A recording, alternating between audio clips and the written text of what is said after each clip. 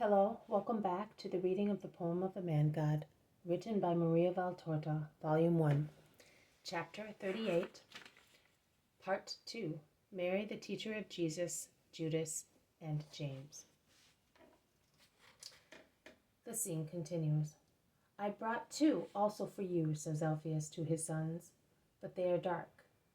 You are not quite so tidy as Jesus, and your sheep would always be untidy if they were white. They will be your herd.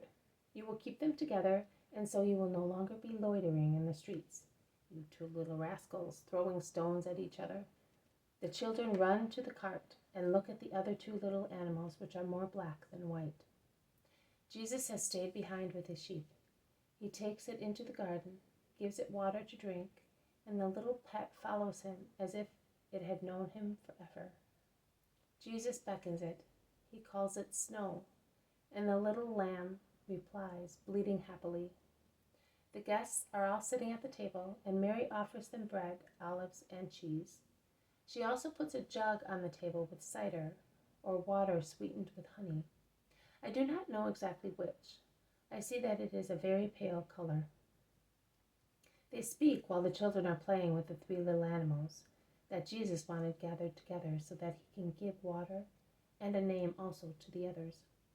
Yours, Judas, will be called Star, because it has that mark on its forehead, and the name of yours will be Flame, because it has the blazing colors of certain withering heathers. Agreed. The elder people are talking, and Alphaeus says, I hope I have solved the matter of the boys' quarrels. I got the idea from your request, Joseph.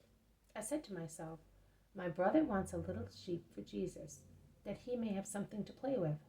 I will get 2, also for those naughty boys, to keep them quiet a little and avoid continuous arguments with the other parents with regard to bruised heads and skinned knees. What with the school and what with the sheep, I will manage to keep them quiet. But this year, you also will have to send Jesus to school. It is time. I will never send Jesus to school, says Mary resolutely. It is most unusual to hear her talk thus, and above all to hear her talk before Joseph. Why? The child must learn to be ready in good time to pass his exam when he comes of age. The child will be ready, but he will not go to school. That is quite definite. You will be the only woman in Israel to do that. I will be the only one. But that is what I am going to do. Isn't that right, Joseph? Yes, that's correct. There is no need for Jesus to go to school. Mary was brought up in the temple, and she knows the law as well as any doctor. She will be his teacher. That's what I want to. You are spoiling the boy. You cannot say that. He is the best boy in Nazareth. Have you ever heard him cry, or be naughty, or be disobedient, or lack respect? No, that's true. But he will do all that if you continue to spoil him. You do not necessarily spoil your children just because you keep them at home. To keep them at home implies loving them with good common sense and wholeheartedly, and that is how we love our Jesus. And since Mary is better educated than a teacher, she will be Jesus' teacher. And when your Jesus is a man, he will be like a silly little woman, frightened even of flies. He will not. Mary is a strong woman, and she will give him a manly education. I'm not a coward, and I can give him manlike examples.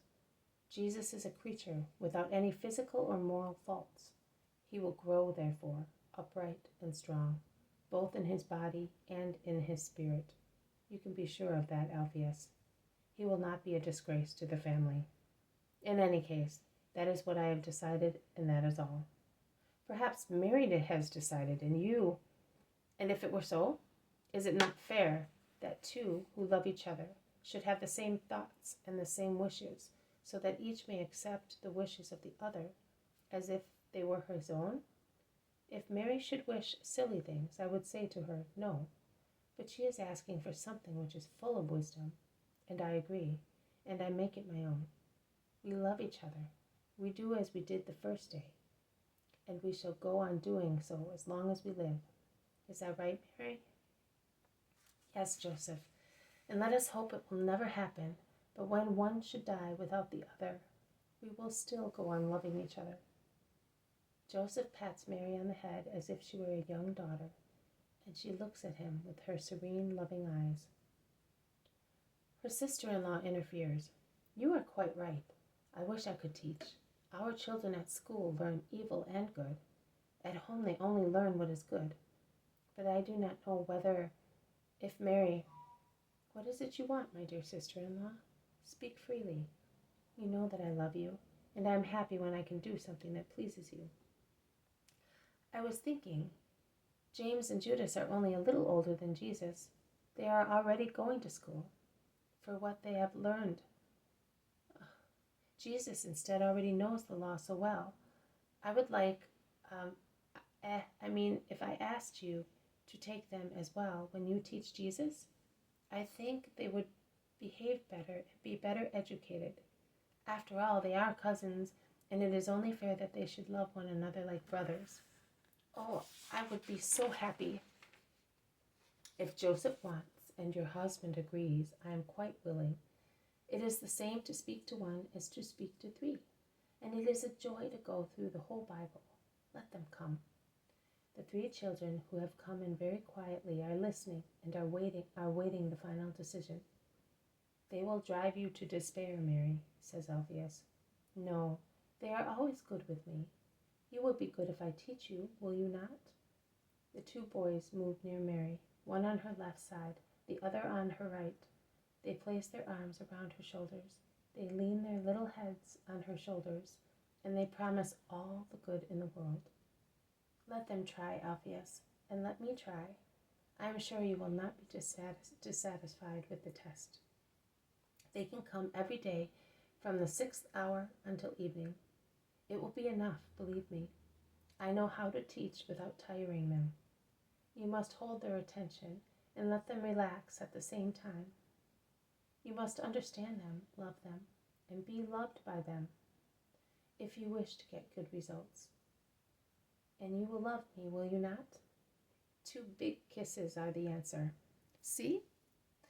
I see. I can only say, thank you. And what will Jesus say when he sees his mummy busy with others? What do you say, Jesus? I say, happy those who listen to her and build their dwelling near hers. As for wisdom, happy are those who are my mother's friends, and I am happy that those whom I love are her friends. But who puts such words on the lips of the child? Alphaeus asks, astonished. Nobody, brother. Nobody in this world. The vision ends here. Jesus says, and Mary was my teacher, and the teacher of James and Judas. That is why we loved one another like brothers, not only because of our relationship, but for our science and the fact that we had grown up together, like 3 shoots, supported by 1 pole only, my mother. There was no other doctor in Israel like my sweet mother, seat of wisdom and of true wisdom. She taught us for the world and for heaven.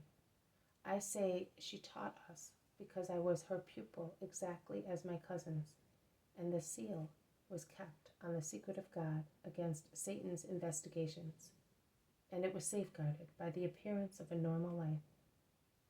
Did you enjoy this sweet scene? Now be in peace. Jesus is with you. This has been a reading from the poem of the Man God, written by Maria Valtorta, Volume 1, Chapter 38, Part 2, Mary, the teacher of Jesus, Judas, and James. Thank you for listening. I'll see you tomorrow.